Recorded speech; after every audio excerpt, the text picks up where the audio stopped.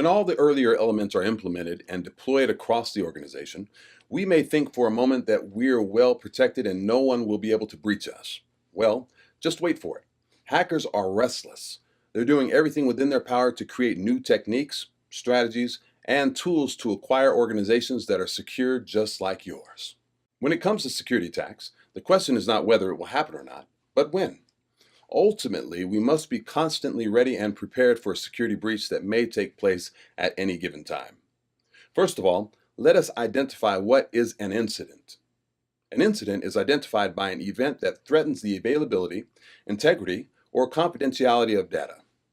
Incidents consist of cyber attacks, DOS attacks, malicious code execution, social engineering, etc. Handling these events cannot be done without planning. Like in disaster recovery, security incidents must be dealt with proficiently.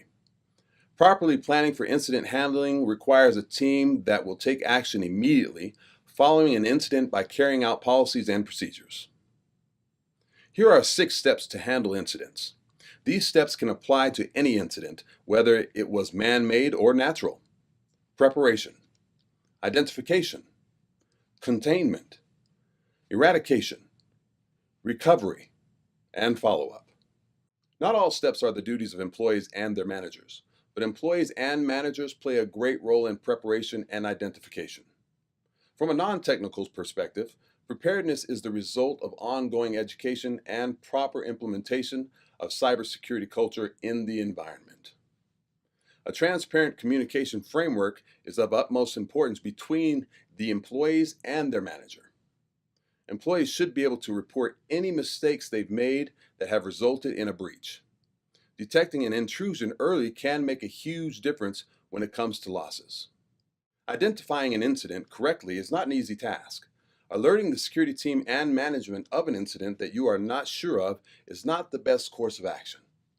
Taking the necessary time to identify the incident is important. Rushing in, assuming that an incident is happening right now or has taken place without sufficient evidence might put the organization in alarm for no reason. If you suspect that there is an incident, you might want to simply notify the necessary people of a potential incident and keep monitoring it to verify your suspicions or put them at rest.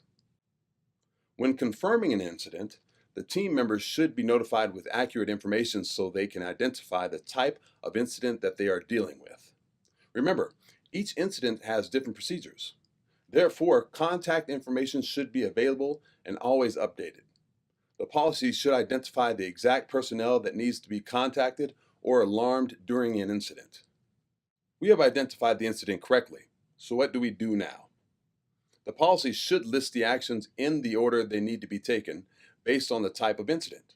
For example, if you have identified a malware that has been installed from a phishing email, the steps after alerting the team could be isolating the system from the network to prevent further infection and prevent the malware from sending data to the hacker.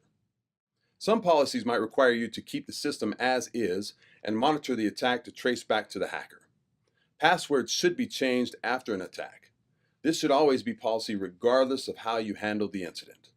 Don't forget, any breach can spread quickly to other networked computers or resources, so do not try to resolve the issue internally. But be sure to contact your tech people for immediate assistance.